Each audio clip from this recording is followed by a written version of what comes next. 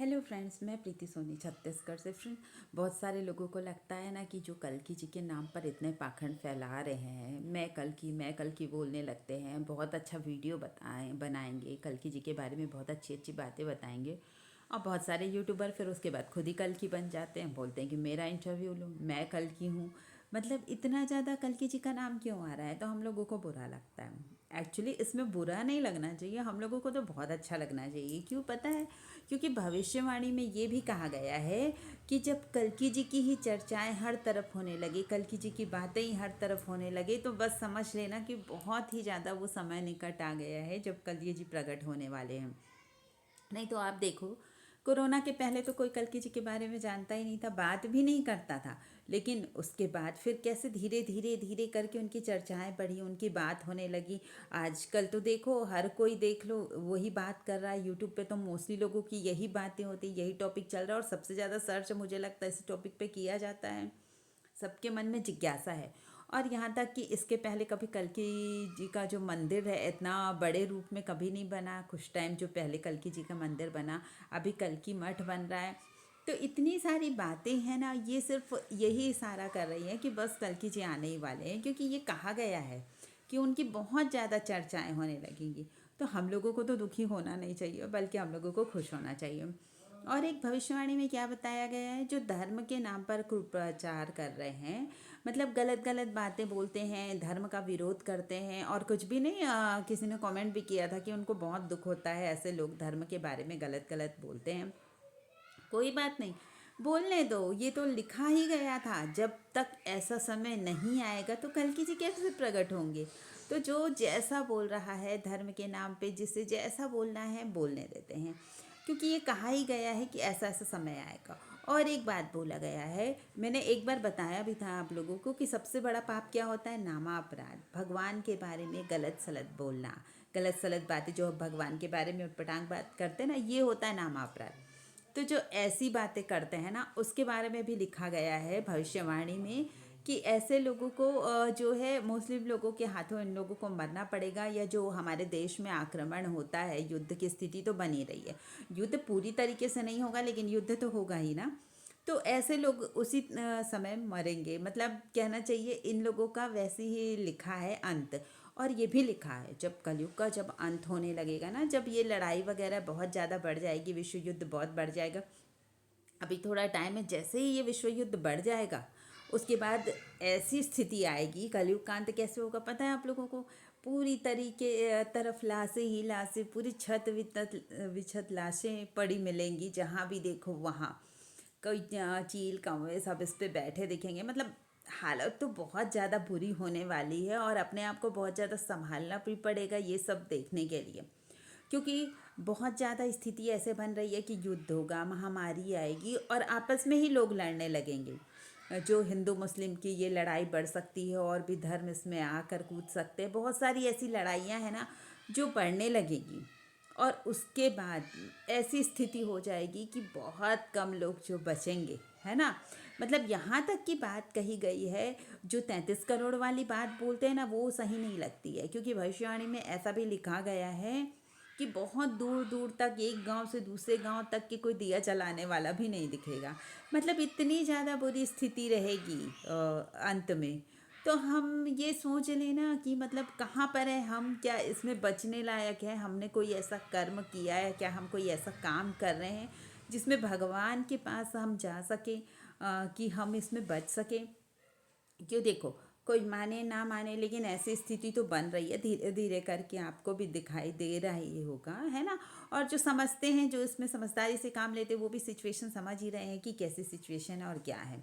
और मेन बात क्या है कि जब कोई बचेगा ही नहीं, कुछ थोड़े लोग ही बचेंगे। 33 करोड़ बोला है ना, कि 33 करोड़ हो नहीं सकते हैं।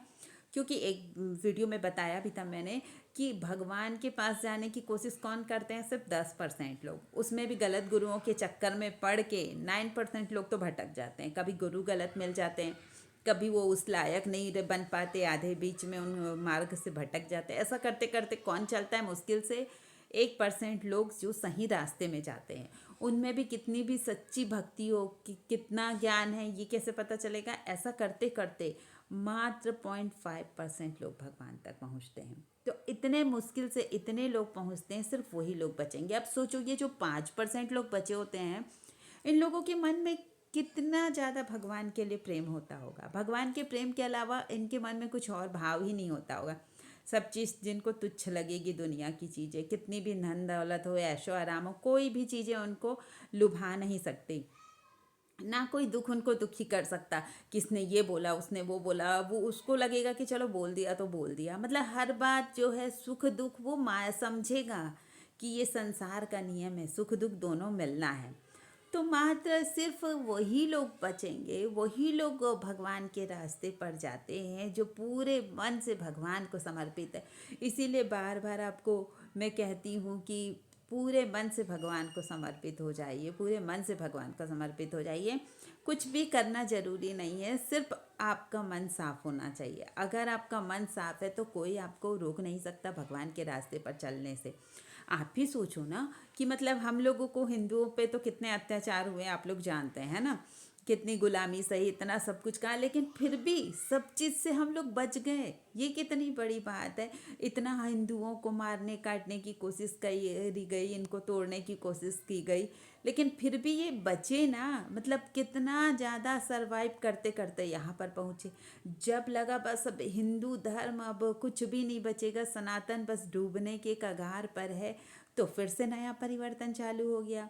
आपने देखा होगा ना, जैसे ही लगा सनातन की बात कोई नहीं मान रहा है, किसी को कोई भी समझ नहीं आ रहा है, उसी समय से अचानक से सब लोगों का मन लग गया पूजा पाठ, सब वापस धर्म की तरफ मुड़ने लगे। तो ये परिवर्तन अचानक से क्यों हुआ? इसीलिए तो हुआ ना कि ये सब कुछ बदलने वाला है। अब फ्रेंड्स, कोई बोले कि वो कल की है, वो भगवान है, या कोई विरोध करे तो आप ना अब दुखी मत होना, परेशान मत होना, सोचना अरे अच्छा है इसको तो करने दे विरोध, यानी ये विरोध कर रहा है यानी वो समय बहुत ही जल्दी आ रहा है। मतलब कोई विरोध करे तो अब हम लोगों को दुखी नहीं होना है, परेशान नहीं होना है, खुश होना है कि ये ऐसा कर कर के वो समय बहुत ही जल्दी निकट ले आएगा जो बहुत दूर होता जा रहा था। हम लोगों को लग रहा था बहुत टाइम है, अब बहुत टाइम नहीं बचा है ना। स्थिति को देखते हुए आप भी समझ रहे होंगे कि क्या स्थिति बन रही है कल्कि जी के आने के पहले। तो ये सारी भविष्यवाणियाँ पहले ही हो चुकी है। हम तो सिर्फ मतलब बताते ही रहते हैं ताकि लोगों का विश्वास धर्म में बढ़े, थोड़ी आस्था बढ़े। मान लो कि कोई धर्म के रास्ते पर चल रहा है, हो सकता है कि उसके थोड़े पाप रह जाएं, या वो अभी नहीं मिल पाए कल्कि जी से, या कुछ भी हो जाए, तो भी घबराने की ज़रूरत नहीं। उसने शुरुआत तो की ना कभी तो शुरुआत करना ही पड़ेगा ना। जब हम कभी शुरुआत ही नहीं करेंगे तो मंजिल तक कैसे पहुंचेंगे? तो मंजिल तक पहुंचने के लिए कभी ना कभी शुरुआत ज़रूर करनी पड़ती है। तो चलो कम से कम शुरुआत करने के लिए सही भगवान का नाम तो हम ले ही सकते हैं, भगवान को याद कर सकते हैं, पूरी तरीके से समर्पित हो सकते हैं, और सच्चे मन से भगवान से क्षमा भी प्रार्थना कर सकते हैं। भगवान कि हमने जो भी गलती की है आज तक के जाने अनजाने में, जितने भी हमसे पाप हुए हैं, सबके लिए हमें क्षमा कर दो, और आइंदा से हम ऐसा कोई भी काम नहीं करेंगे। बहुत ही शीघ्र ये सब होने वाला है। तो अभी भी जो गलत रास्ते पर है, अभी भी जो भगवान के बारे में नहीं मानते, भगवान का मजाक उड़ाते हैं, तो अभी भी वो संभल जाओ कि बस अब थोड़ा ही टाइम है।